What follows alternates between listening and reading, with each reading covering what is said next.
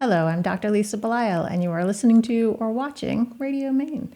And today I have with me a fellow healthcare individual, Dr. Jarrod Daniel. He's a different sort of healthcare provider than I am, as a plastic surgeon operating out of Portland, Maine. Great to have you here today. Thanks for having me, Lisa. Some people might wonder, why do we have a plastic surgeon in to talk about art? But I think you're an interesting individual because you are not what you appear at first. You have a very interesting and complex backstory, I would say. Is that fair? True. I would say that's fair to say, yeah. Okay. You're not from Maine originally. Correct. Although part of your wife's family is from Maine. That's right. Yeah, her father, so my father-in-law is from Bangor, Maine. I grew up in Calgary, Alberta, Canada. And you met at McGill. Yes, we met at McGill 1995. Frederique was on the track and field team, and I was on the hockey team. Which led to, I would say, one of the first parts of your important life existence as a hockey player. Correct. Yes, I would say that. And what was interesting is, I'd played a lot of hockey up until that point, and then another 4 years at McGill. And it was just wonderful being part of a school team and that school spirit. And living in Montreal was also fantastic. Obviously a hockey town. And how did you first get interested in hockey? What was the draw? I grew up in Canada. That's it. Yeah, everybody played growing up. And, I went from playing defense to forward, and then finally I settled in as a goaltender. That's a lot of pucks flying at your face. That is a lot of pucks at high speeds, and they're frozen. And it seems like you had to somehow decide, well, okay, now I instead of being possibly damaged by things coming at me at high speed, now I want to go help fix people. Absolutely. Yeah, that really happened at the beginning at McGill. I studied anatomy and physiology, and I knew I wanted to go into medicine, so it was kind of a pre-med course. I knew that my career was probably going to be done at the end of that, and then it was just a matter of what I wanted to do. Why medicine? My mom was an RN, a nurse, and I remember as a young kid going through all of her textbooks and really getting interested in anatomy. And just helping people seemed like something I wanted to do. And I wanted to do something tactile with my hands, just with, my physical background. And that's why surgery really, became what I wanted to do. Did you have an interest in actually creating art when you were growing up? A little bit. My parents would tell me that I'd sit in my room and draw a lot. And I'd like to make things with Lego and, build. But as far as like an artist, like really artistic, not particularly. I have two siblings who are orthopedic surgeons, and both of them actually have very artistic backgrounds. In fact, either one of them, I could have seen them going into the art area rather than surgery. I suspect that's not unusual, that there is something about the visual sense that crosses over. Absolutely. There's no question. Especially with my patients now, you almost see it as a canvas. So it's really an interesting profession because really you're restoring somebody's natural beauty and just trying to help them achieve their goals, from that standpoint, and getting on the same page with the patient, meeting their understanding, their desires, where they want to be, and then producing that for them is a wonderful way to, make a living. Jarrod, how did you end up going to medical school in Australia? Great question. So in 1999, my wife and I decided to go over to Nepal and do some pro bono work. It was something we always wanted to do. We did a lot of mountaineering and outdoor activity as well. Had the opportunity to go to Everest Base Camp, Annapurna Base Camp.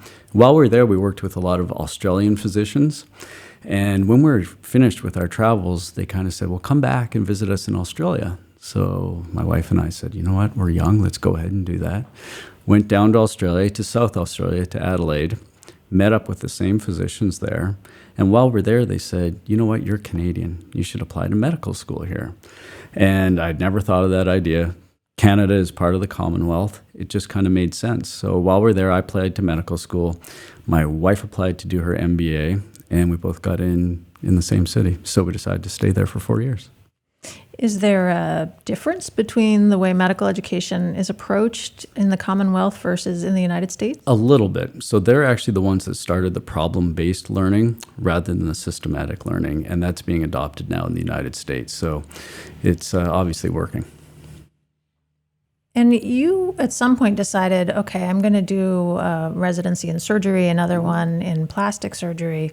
But was there some turning point for you? Was there a class that you took or a rotation that you did that made you feel like, okay, plastic surgery, this is what I want to do? Yeah, in my second year at the Mayo Clinic, during my general surgery residency, I did a plastics rotation and absolutely fell in love with it.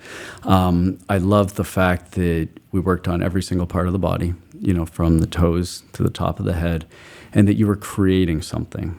And you were fixing problems, you were filling holes, that's why it's called plastic surgery. And so it was fascinating to me. So while I was at the Mayo, I did as many rotations as I could in plastics. And then in your fourth year, you have to decide whether you're going to go on and do a fellowship. And I had a lot of support there from staff to apply to plastic surgery. And I wanted to go to Emory University, which is kind of the mecca of plastic surgery, and ended up getting a spot there and was thrilled. And so spent 3 years in Atlanta. What's your favorite part of the body to work on? I actually operate on all parts of the body. Right now, I'm probably doing the majority of breast surgery. I did a lot of breast reconstructive surgery when I was accepting insurance. Now I'm mainly doing cosmetics. So I really enjoy breast surgery. Having said that, I do a lot of body contouring. Recently, I've been doing a lot of massive weight loss body contouring. And then my practice in facial surgery has really picked up as well. So I do a lot of eye surgery, rhinoplasties, facelifts as well. So I pretty much do it all. Does that have something to do with COVID and people seeing themselves on Zoom? Great question. It's called, the Zoom boom. I don't know if you've heard that term. But yes, we have seen an uptick. I don't know how much of it has to do with that, or are people just have more time at home, more time to recover from surgery. Additionally, that stimulus check has given patients some money to put down on surgery and then put the rest on something like care credit. So all of us have really seen a boom in business. How does plastic surgery contribute to people's self-esteem? What do you see from the beginning to the end of the process? It is quite remarkable. I could have a 17-year-old female who is not happy, let's say, with her nose. And so ever since middle school, she's not been in any school photos. She doesn't show up to photo day. Family photos, she kind of stands in the back. Her self-esteem, she doesn't go to the school dances, doesn't do anything. And then an hour and a half surgery, and they come out of it just changing one small thing like that, and it changes their entire lives. There are a lot of people out there that would say, well, just be happy in your own body. And, I believe in that. I've got 3 girls as well. But if there is something there, something that can be changed, we do not give anybody a hard time about getting braces, do we? And that fixes crooked teeth, so I'm fixing a crooked nose. Your story about potentially the 17-year-old girl reminds me of when I had a patient come to see me. This was probably about 10 years ago now. And she was in her 20s, and I couldn't figure out why she had a hard time looking me in the eye. She had a hard time answering my questions, and she kept her hand over her mouth. And then when she finally moved her hand, I realized she had no teeth.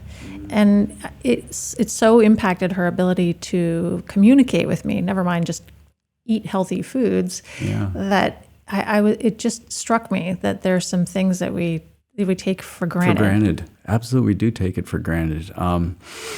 It is interesting. And with going to maybe an older patient, somebody that comes in for a facelift, it's not like we're trying to change the way they look. They just want to be rejuvenated and feel young, and it's just part of their whole persona and gives them that extra boost. So it is really interesting to think of that dynamic. And you mentioned the removal of extra skin for people who've had dramatic weight losses. Yeah. I know people that I've had as patients have worked so hard to decrease their body mass index. They've gone through the bariatric surgery and they're really in a great place. But then they come in and they show me their bellies or they show me the skin under their arms. And it really feels a little demoralizing to them that they put all this effort into trying to get healthier again and look better. Yeah. And they can't quite get to that final place. That is a big one. And that's one of our most rewarding surgeries. I really enjoy doing massive weight loss surgery. It's a long day. Those surgeries can take 6, 8 hours. But the transformation, for me, I just feel, I guess, so much gratitude that I get to complete their journey. As you said, they do all the hard work, the weight loss, going through the surgery, keeping the weight off, doing the exercise, putting in all that effort, and then I get to give them the final result, which is very rewarding. You have to have a different type of relationship with your patients than, say, I do as a family practice doctor. Obviously, my patients have to trust me, and I have to go into my conversations in a really collaborative way, but they're handing you their face, their bodies, and they're saying, okay, I want you to bring me closer to how I see myself. Yeah. How do you navigate that? Yes. That's a lot of pressure. It's a lot of pressure, but I see it as a collaboration between myself and the patient, and every single patient is different, and you've got to walk into every single consult thinking that way, and I need to get on the same page as the patient in a hurry. There's going to be a type A patient that wants to know everything about the surgery. And then there's going to be a patient that will come in and say, do whatever you want, doc, type thing. And so getting on that same page, just, getting their goals, I guess, pinpointed, but also realistic expectations is a big one. And so if we can come together and, get a realistic expectation of what they're looking for, and I feel like I can achieve that, then we can, proceed. And then afterwards, the aftercare as well, and just holding their hand through the entire process. It's a lot of work, and it's a lot of pressure delivering those goals for them. It's also important for you to have a nice space for your patients to go to. You can't have a standard industrial medical setting. You need people to feel comfortable. You need them to feel a little pampered, I guess, going into this. Tell me about that. That's not something that every medical practice has to take into consideration. You're absolutely right. And, we've built a beautiful space that I think is welcoming to patients. You're right. I don't want it to feel sterile. I don't want it to feel like a hospital setting. I want them to feel at comfort, almost like they're in a spa-type atmosphere, which I think that we've created pretty well. Additionally, all my staff are trained a little bit differently. This is more of a concierge-type service. Do you think there are lessons that we in medicine could learn from the type of practice that you have as far as patient experience and interactions? Yeah, I think patient experience definitely, nobody wants to go to the doctor, right? That sterile, that smell. The other thing that you touched on, which I think is very important, is the way each one of my nurses, my staff, my MAs treat each patient. They know each patient. They follow each patient from day one, until they're finished with our care. So that continuity is very important. I think it makes them feel at home. So I think that sometimes in the large hospital settings, that's difficult to achieve. Speaking of spaces, I know that you and Freddie have not too long ago completed a home not very far away from where we're located now on Cousins Island. It took you a while to get that built, but it's beautiful. It's a really lovely space. You have 4 children. You're all occupying that space well. And art is an important part of it. Yeah, art is a big part of it. When you asked me for the interview, I kind of went back and tried to, figure out how that developed. And so, growing up in Calgary, Alberta, Canada with my parents traveled a lot. And wherever they went, they brought back a piece of art, whether it be China, Indonesia, Mexico, and they'd bring it into our home. And it was just part of the way I grew up. And then they got really into Quebec art, into Quebec artists and landscapes and the snowscapes. And so, growing up in that atmosphere, going to galleries to look at paintings, really got me interested. And then my hockey kind of took over, and I kind of lost that. Fast forward to going to McGill in Montreal and meeting Freddie, who is from France and who would go to the Louvre once a month, growing up. And so she was very, very interested in art. So she forced me to go to museums in Montreal. And I really started getting back into it. Her family was big into art. Her father, who was from Maine, they own a lot of artists from Maine. And so we really started to get into it at that point in time, and started collecting on our own. So then when we started traveling, whether it be Nepal, Africa, Australia, Cambodia, Vietnam, we made sure that we brought something back.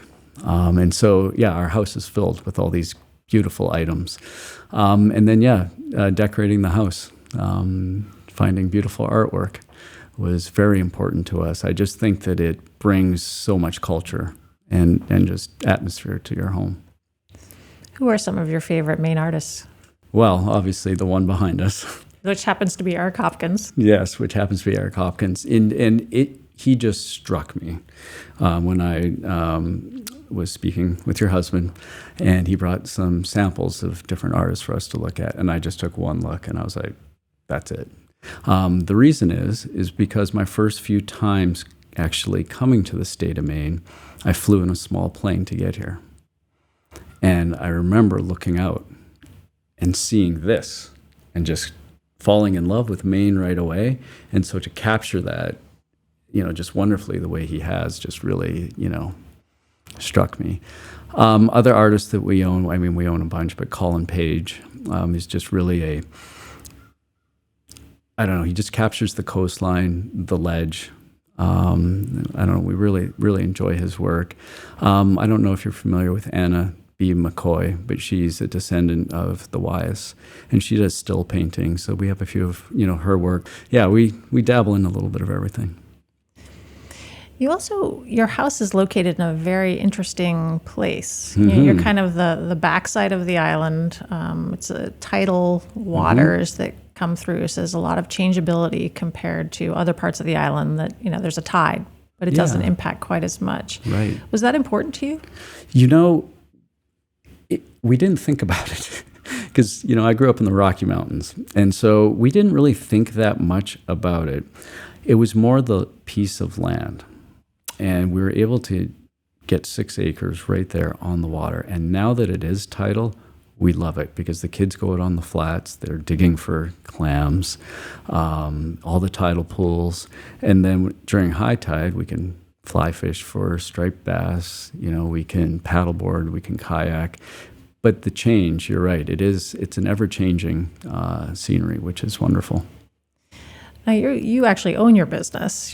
Correct. You're a small business owner, which is different than most physicians who probably about 80% of us are employed by large healthcare systems. That's a lot of pressure on you. Mm-hmm. How do you find time to go fly fishing? I force myself to find time.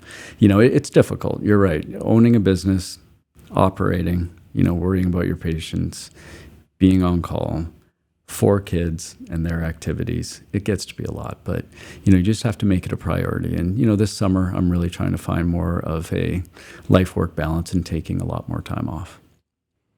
I also owned a small practice while I was raising my kids, probably around your kids' ages. And I thought, there are actually some benefits to that because you make your own schedule. If you want to go to a soccer game, you know that maybe you're not going to be generating the revenue from a patient visit, but it's a choice that you're making. Yeah. No, you're right. In that aspect, if I want to schedule vacation, I can schedule vacation. And the other side of the business, the spa side, will keep running. So it'll continue to bring in revenue while we do that. And so I'm trying to take advantage of that as much as possible. Tell me about Freddie and the kids. You have a lot going on there. I do. Yeah. So Freddie and I have been married 21 years. And we have 4 children. Hugo is 13. Delphine is 10. Capucine is 8. And Emmeline is 7. So 4 kids. They're all very athletic and go to North Yarmouth Academy and all do very well in school. We're proud of them all. But chasing them around at sporting events and that sort of thing and flying around the country, flying around the world for their sporting events. How do you find it to be simultaneously deeply rooted in Maine and also still very international? That's not something that everybody experiences. So for you, it's kind of an ongoing back and forth between being here and being elsewhere. Yeah, it is an ongoing back and forth. My parents still live in Canada. My brother lives out in Oregon. And, Freddie and I have lived around the world, around, many different cities in Canada, many different cities in the United States. But for some reason, coming back to Maine always feels like home. I don't know why. But juggling that, getting out of the Portland airport is sometimes a little difficult. But yeah, we manage. What did Freddie end up doing with her MBA? Great question. So when I was at the Mayo, she was actually Mayo's international marketing consultant, which was a fascinating job. In fact, she had the opportunity to meet the Dalai Lama when he came to the Mayo. So she did that for 2 years, and then we became pregnant with our first in 2007, Hugo, while I was at the Mayo. And since then, she's been running our home business, which is a lot of work. Yeah, 4 kids. Yeah. That's she's busier than I am. Yeah, a lot going on. Yeah. I don't know if you can answer this question for her, but to move from Paris, France to Bangor, that's a big shift. It's a big shift. How did that work for her? And it was tough. It was tough. A 13-year-old girl moving from Paris to Maine, not speaking English. Well, she tells me she learned watching like Three's Company. But it was difficult. Kids called her French fry. She was tall, skinny.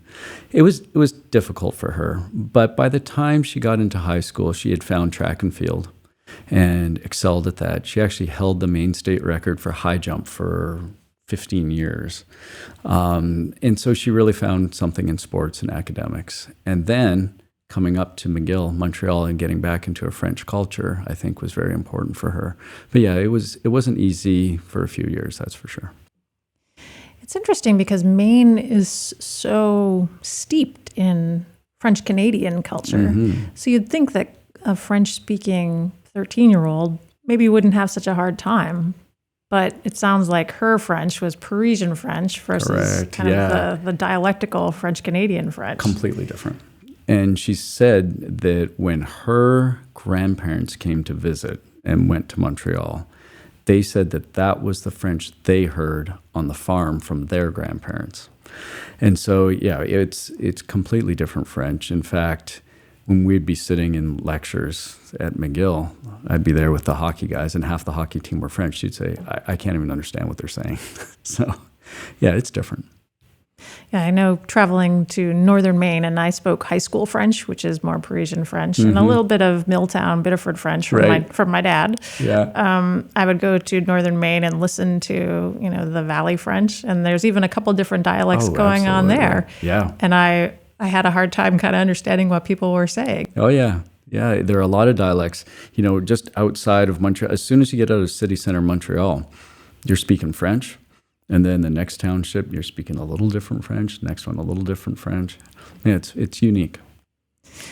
So if you travel all over the world, then it's not just French that can be a useful language in its various forms to know, but just understanding people, because there's probably no way you could know all the different languages needed. Absolutely. You just have to kind of figure things out as you go along.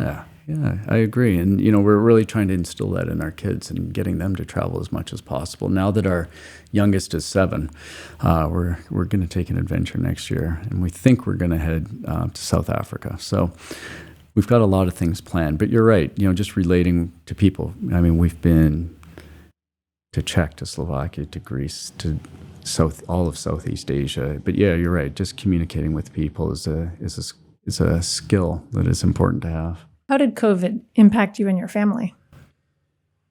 We were fortunate in a few ways. Number one, we'd just built that home, and so they had 6 acres to play on. So they had a playground in their backyard.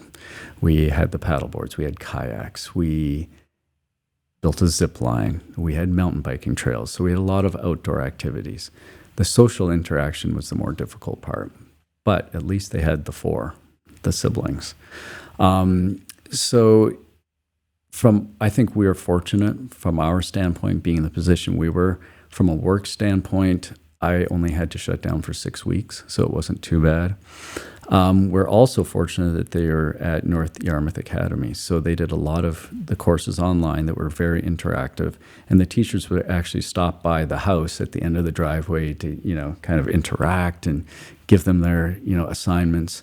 And then starting last year, they've been in school full time with masks, so it actually wasn't too bad for us.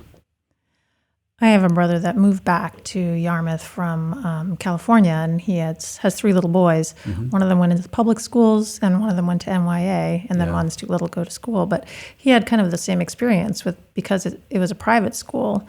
They were able to accommodate the educational experience in person in a much different way than I think that public school teachers had to navigate. Yeah, I think that it was very important for our kids to have that face-to-face interaction with their peers and with their teachers, because you just can't learn the same way if you're not in that classroom or face-to-face with your teacher. We have a lot of friends who were at public schools who came to NYA. And in fact, NYA had to increase the number of classes they had, but they still kept the classes around 10 kids per class. And I think that's how we were able to get through, the pandemic. If anyone tested positive, nobody did in the lower school or the middle school. A couple high schoolers did. They just shut down the high school and do it all remotely. But the other thing that's come from it is I don't think we're going to have snow days.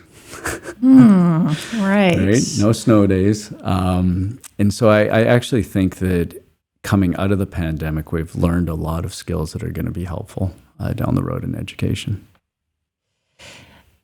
When I think about what many people who send their kids to public schools versus kids who are able to send their kids to private schools, there's an ongoing kind of discrepancy, a conflict, and if there was a way to bring lessons that are financially feasible, I guess, from the from the private into the public, what would you say those are? Well, first of all, Freddie and I were both public school, educated. The main reason why we're at MOA is for Hugo's hockey, because he can go from the classroom. They have a study hall where he has to study, and then he steps on the ice. And so that just worked beautifully for us. And then we're like, okay, if he's going, we better send the rest of them. As far as lessons between the private and the public, I think the big thing are the class sizes, and I don't know if you can get around that in the public system due to funding. That one-on-one interaction with the teacher is so important. If one of our children has the slightest problem, during the week with something in math, we'll get an email that Friday. That gives me the opportunity over the weekend to sit down and say, hey, what's going on here? Like, let's work through this, instead of at the end of the semester saying, why did you get a C in that subject? So I think just that close interaction is just so important. Yeah, you're right. And that is tough to replicate in a public school setting. Yeah. And I know that my mother was a public school teacher for many, many years, and she worked really hard to do this individualized approach with each of her students, because I think, as we know now, not every student learns the same. So some kids who did just fine during COVID, because they were able to do the non-face-to-face education, they're maybe going to not do as well when they go back into the classroom. Yeah. You're right. I mean, our 13-year-old, he's a social butterfly. He'd do fine, learning at public school. But, our 10-year-old, she's kind of a little bit more withdrawn. She may have been pushed to the back of the class, but in the private school, they're pulled forward, and, things are drawn out of them that I just don't think would be otherwise. And even as we're talking, I hope that there's a way that we can, the same way in medicine. I do telemedicine now, virtual visits with my patients, and there are some patients who will never go back to doing those because they never liked them in the first place. But there are some patients who really like them. Yeah. And so having the ability to do the video-based visit, that's really important for those patients, and likewise for children. Maybe there are some children that doing stuff online is going to be better for them long term. Right, better for them. But as you were speaking, I was also thinking, in addition to, meaning now that we're used to this interaction, getting tutor online, a tutor face-to-face. Getting more used to that interface is important. And I have patients coming from Canada, from northern Maine, from Vermont, from everywhere. So I'm doing virtual consults as well, just to kind of get a feel, like, is it worth coming all the way down here? So there are great things that have come out of the pandemic. Do you talk with your children about art? Do you talk with your children about the works that you have in your home, or when you go to museums with them? Absolutely. Yeah. Hugo's first book was Lichtenstein, something about Lichtenstein, and it's a picture book. So yes, we do. And they love it. Hugo made Team North America for hockey before the pandemic. And so he played over in Bolzano, Italy. On the way there, we spent a week in Paris. And we did Musée d'Orsay, we did the Louvre, and we had like a tour of each place, and the kids just love it. So they're all into art and really enjoy it and appreciate it. And it's funny, I saw our daughter the other day walk past one of the paintings and just stare at it. And so yeah, it's wonderful. We also, my husband and I also have a lot of art in our homes, and neither one of us grew up with art in the home. And both of us are public school educated. Both of us have parents who worked very hard at what they did, but just didn't have an art background. Mm-hmm. And so because we now have art in our home, we'll have people over, and when they look around our house, that's what is noticed. I see this on the wall, I relate to this piece, and it really becomes a way to start conversations. Absolutely. It really does. And again, as you were speaking, I was thinking about the private school, public school again. And last year, our third grader did a unit on Monet, and they had to replicate his paintings. And so, it's just getting it into them when they're young. But you're right, it is a conversation starter. And everybody sees every painting differently and sees something different in it. One of the things that I've enjoyed about doing Radio Maine is that I personally am not trained traditionally in art in any way. My training is mostly going to museums, saying, oh, that's beautiful, and then learning more about the artist. But what I've enjoyed is getting to know artists themselves, talking to them about technique, talking to them about how they're inspired, what their work looks like. And for me, that's really wonderful because as a physician, that's just not the way we do things. Mm-hmm. And it's an opportunity to learn in a really, I feel very fortunate. I feel a lot of gratitude for the opportunity to spend time with artists. Yeah, that must be wonderful. And I've watched some of the artists' interviews on the website and have really enjoyed them, because for the exact same reason, just to know kind of what's in their head. It's a completely different mindset than what we're used to. Textbook. This is black, this is white, that's it. There's a right answer, there's a wrong answer. So it is fascinating. And the conversation, too. There's a lot that can be learned out of a conversation that you might not get out of, say, a lecture or reading a book. And I think for me, it also makes art accessible. For quite a while, I felt almost as if I didn't belong in a museum, mm-hmm. when I was growing up, because that was for the people who could belong. And I wasn't one of those people. But mm-hmm. somehow, there is an accessibility to art. We just have to play with that. We have to be open to that idea. Mm-hmm. Mm-hmm. I agree. And we have beautiful art galleries here in this city, and I see school kids going through and see them, and it starts when you're young and getting that appreciation. And you're right, it is accessible to everybody. It just takes, I think, the exposure. Do your children actually, besides replicating Monet, do your children actually enjoy doing art? The oldest, no. The second oldest, no, but the youngest two do.